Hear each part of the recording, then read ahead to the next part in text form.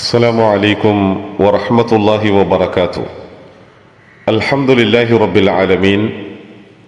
الصلاة والسلام على خاتم الأنبياء والمرسلين نبينا محمد وعلى آله وصحبه أجمعين ومن صار على نهجه وسن بسنته إلى يوم الدين. أما بعد.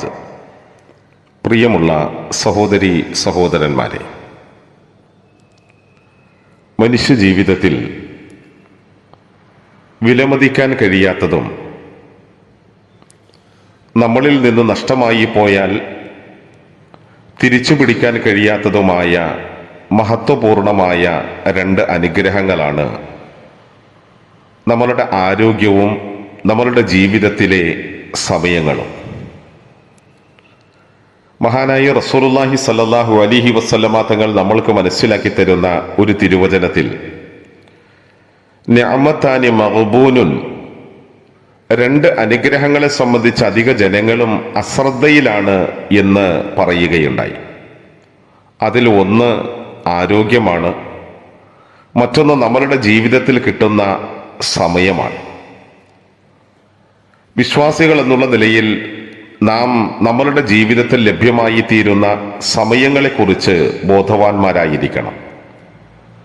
സെക്കൻഡുകളും മിനിറ്റുകളും മണിക്കൂറുകളും ചേർന്ന് ദിവസങ്ങൾ ഉണ്ടാകുമ്പോൾ ആ ഓരോ ദിനങ്ങളിലെയും രാവുകളും പകലുകളും അതിങ്ങനെ മാറി മാറി വന്നുകൊണ്ടിരിക്കുമ്പോൾ നമ്മളുടെ ജീവിതം എന്ന ആ മഹാ അധ്യായത്തിൽ നിന്ന്, ആയുസ്സിന്റെ കണക്ക് പുസ്തകത്തിൽ നിന്ന് ഓരോ ദിനവും ഇങ്ങനെ കുറഞ്ഞുകൊണ്ട് വരുമ്പോൾ മരണത്തിലേക്ക് നാം ഓരോരുത്തരും അടുക്കുകയാണ് ചെയ്യുന്നത്.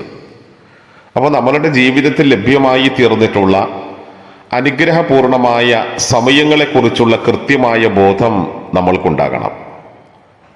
ജീവിതത്തിൽ ലഭ്യമായി തീരുന്ന സമയങ്ങളെക്കുറിച്ചുള്ള കൃത്യമായ അറിവും അവയുടെ മൂല്യത്തെക്കുറിച്ചുള്ള ബോധവുമൊക്കെ, അവയെ സംബന്ധിച്ചുള്ളതായ ആ ഒരു ശ്രേഷ്ഠതയും പവിത്രതയും ഒക്കെ തിരിച്ചറിയാനുള്ള കഴിവ് നമ്മളുടെ മുൻഗാമികൾക്കുണ്ടായിരുന്നു. അതുകൊണ്ട് തന്നെ ഓരോരുത്തരും അവർ അതിന് അർഹമായ പരിഗണന നൽകിയിരുന്നു എന്ന് നമ്മൾക്ക് കാണാൻ സാധിക്കും. മഹാനായ ഇമാം മുസ്ലിം റഹിമഹുല്ല തൻ്റെ സ്വഹീഹിൽ രേഖപ്പെടുത്തുന്ന ശ്രദ്ധേയമായ ചില കാര്യങ്ങളുണ്ട്. മഹാനായ ഇമാം മുസ്ലിം റഹിമഹുല്ല അബൂ വാഇൽ ഷഖീഖ് ഇബ്നു സലമ അൽ അസദിയിൽ നിന്ന് ഉദ്ധരിക്കുന്ന പ്രസിദ്ധമായ ഒരു സംഭവം. ഒരിക്കൽ ഞങ്ങൾ സുബഹി നമസ്കാരം നിർവഹിച്ച് അബ്ദുല്ലാഹി ഇബ്നു മസ്ഊദ് റളിയല്ലാഹു തആല അൻഹുവിന്റെ അടുക്കലേക്ക് പുറപ്പെട്ടു. ഈ അബ്ദുല്ലാഹി ഇബ്നു മസ്ഊദ് റളിയല്ലാഹു തആല അൻഹു സ്വഹാബത്തിലെ ഏറ്റവും പ്രസിദ്ധനായ ഒരു പണ്ഡിതൻ കൂടിയാണ്. അങ്ങനെ അബ്ദുല്ലാഹി ഇബ്നു മസ്ഊദ് റളിയല്ലാഹു തആല അൻഹുവിന്റെ അടുക്കൽ, അദ്ദേഹത്തിന്റെ വീട്ടുവാതിൽക്കൽ ഞങ്ങൾ എത്തുകയും സലാം പറയുകയും ഞങ്ങൾ പ്രവേശിക്കാൻ വേണ്ടി അനുവാദം ചോദിക്കുകയും ചെയ്തു. ഒരു വീട്ടിൽ ചെല്ലുമ്പോൾ അങ്ങനെയാണല്ലോ, സലാം പറയുകയും ആ വീട്ടുകാരുടെ അനുവാദം ലഭ്യമാവുകയും ചെയ്തതിന് ശേഷമായിരിക്കണം നമ്മൾ ആ വീട്ടിലേക്ക് പ്രവേശിക്കേണ്ടുന്നത്. അങ്ങനെ അനുവാദത്തിന് വേണ്ടി ഞങ്ങൾ അല്പസമയം അവിടെ കാത്തു നിന്നപ്പോൾ ആ വീട്ടിലെ ജോലിക്കാരി പുറത്തേക്ക് വന്ന് ഞങ്ങളോട് കാര്യം അന്വേഷിച്ചു. അങ്ങനെ അകത്തേക്ക് പ്രവേശിക്കാൻ വേണ്ടിയിട്ട് പറഞ്ഞു. അങ്ങനെ ഞങ്ങൾ അകത്ത് പ്രവേശിക്കുകയും അദ്ദേഹം ഇരുന്ന് മഹാനായ അബ്ദുല്ലാഹി ഇബ്നു മസ്ഊദ് റളിയല്ലാഹു തആല അൻഹു സുബഹി നമസ്കാരം കഴിഞ്ഞാൽ സാധാരണഗതിയിൽ അള്ളാഹുവിനെ സംബന്ധിച്ചുള്ളതായ ആ ദിക്റുകളിൽ മുഴുകും, തസ്ബീഹ് ചൊല്ലി ഇരിക്കുകയാണ്. അപ്പൊ അദ്ദേഹം ചോദിച്ചു, അനുവാദം ലഭിച്ചിട്ടും എന്താണ് നിങ്ങൾ പ്രവേശിക്കാതിരുന്നത്? അപ്പൊ ഈ വന്ന ആളുകൾ മഹാനായ അബ്ദുല്ലാഹി ഇബ്നു മസ്ഊദ് റളിയല്ലാഹു തആല അൻഹുവിനോട് പറഞ്ഞു, ഈ വീട്ടുകാരിൽ ആരെങ്കിലും ഉറങ്ങുകയാണെങ്കിൽ അവർക്കൊരു പ്രയാസമാകണ്ടല്ലോ എന്നോർത്തിട്ട് ഞങ്ങൾ അവിടെ തന്നെ നിന്നതാണ്. ആദ്യം ഞങ്ങൾക്ക് അനുവാദം കിട്ടിയിട്ടും ഞങ്ങൾ പ്രവേശിക്കാതെ അങ്ങനെ നിന്നതാണ് എന്ന് പറയുകയുണ്ടായി. മഹാനായ അബ്ദുല്ലാഹി ഇബ്നു മസ്ഊദ് റളിയല്ലാഹു തആല അൻഹു അതിന് പറഞ്ഞ മറുപടി ശ്രദ്ധേയമാണ്. ഇബ്നു ഉമ്മി അബ്ദിന്റെ വീട്ടുകാർ അശ്രദ്ധയിലാണെന്നോ, അഥവാ ഇബ്നു ഉമ്മി അബ്ദ് എന്ന് പറയുന്നത് അദ്ദേഹത്തിന്റെ ഉമ്മയാണ്, ഉമ്മു അബ്ദ്. അപ്പോ അവർ മഹത്തായ പാരമ്പര്യമുള്ള ഒരു സ്വഹാബ വനിത കൂടിയാണ്. അപ്പൊ അദ്ദേഹം ഇത് ചോദിച്ചിട്ട് അദ്ദേഹം വീണ്ടും തസ്ബീഹിൽ മുഴുകുകയുണ്ടായി.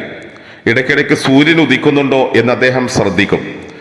അങ്ങനെ സൂര്യൻ ഉദിച്ചുയർന്നു എന്ന് മനസ്സിലായി കഴിഞ്ഞപ്പോൾ അദ്ദേഹം നമസ്കാരം നിർവഹിക്കുകയും പിന്നീട് അദ്ദേഹത്തിന്റെ ദിക്റുകളിൽ നിന്ന്, ആ തസ്ബീഹുകളിൽ നിന്ന് പുറത്തു കടക്കുന്നതിന് മുമ്പ് അല്ലാഹു സുബ്ഹാനഹു വ തആല നമ്മളുടെ ഈ ജീവിതത്തെ അനുഗ്രഹപൂർണമാക്കി തന്ന അള്ളാഹുവിനാണ് സർവസ്തുതിയും എന്ന് പറഞ്ഞ് അദ്ദേഹം അവരോട് അഭിമുഖീകരിക്കുകയും ചെയ്തു സംഭാഷണത്തിന് വേണ്ടി.